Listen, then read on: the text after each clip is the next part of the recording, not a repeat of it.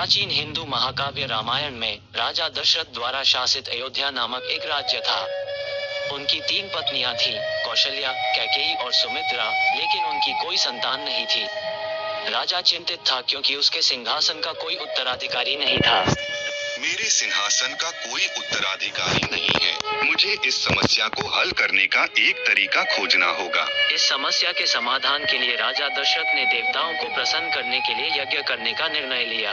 हे देवताओं, हमें बच्चों का आशीर्वाद दे ताकि हमारे राज्य को एक योग्य उत्तराधिकारी मिल सके। मेरे राजा, एक भव्य यज्ञ करो।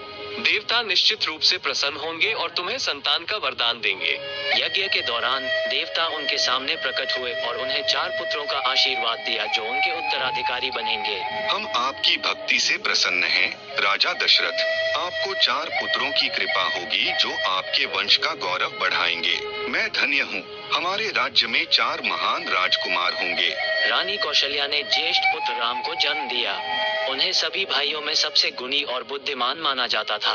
हमारी प्रार्थना का उत्तर दिया गया है। स्वागत है मेरे पुत्र राम, गुणों का अवतार। लक्ष्मण, उनके छोटे भाई, राम के प्रति उनकी वफादारी और भक्ति के लिए जाने जाते थे। भाई, तुम देवताओं की कृपा से पैदा हुए हो। मैं हमेशा तुम्हारे साथ खड़ा रहूंगा। तुम्हारी सेवा और रक्षा के लिए तैयार रहूंगा। तीसरा भाई भरत बुद्धिमान और दयालु था, जबकि सबसे छोटा भाई शत्रुघ्न बहादुर और निडर था। मैं तीसरा भाई हो सकता हूँ, लेकिन मैं हमेशा आप दोनों के लिए एक बुद्धिमान और दयालु साथी बनने का प्रयास करूंगा। निडर और बहादुर, यही मैं बनूंगा। साथ में हम अपने रास्ते में आने वाली किसी भी चुनौती को जीत लेंगे।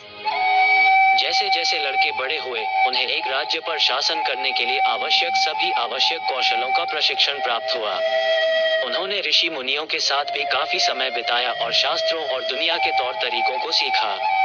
राजा दशरथ अपने सभी पुत्रों को समान रूप से प्यार करते थे और उनकी बहुत देखभाल और स्नेह करते थे। उन्होंने उन्हें तीरंदाजी, तलवारबाजी, घुड़सवारी और अन्य मार्शल आर्ट में प्रशिक्षित किया। उन्होंने उन्हें धार्मिकता, सच्चाई और करुणा का महत्व भी सिखाया। याद रखो मेरे पुत्रों, धार्मिकता का मार्ग एक न्यायपूर्ण और समृद्ध राज्य का नेतृत्व करने का मार्ग है। अपने सभी कार्यों में सत्य, करुणा और धार्मिकता को बनाए रखो। पिताजी, आपकी शिक्षाएं हमेशा मेरा मार्गदर्शन करेंगी। मैं एक न्यायप्रिय शासक बनने का प्रयास करूंगा और अपनी पूरी शक्ति से हमारे राज्य की रक्षा करूंगा। हम खून और प्यार से एकजुट हैं। साथ में हम किसी भी बाधा का सामना करेंगे और अयोध्या में समृद्धि लाएंगे। चारों भाई एक साथ बड़े हुए और अविभाज्य थे। उन्होंने एक साथ खेला, अध्ययन किया और प्रशिक्षण लिया। उन्होंने प्यार और स्नेह का एक मजबूत बंधन साझा किया।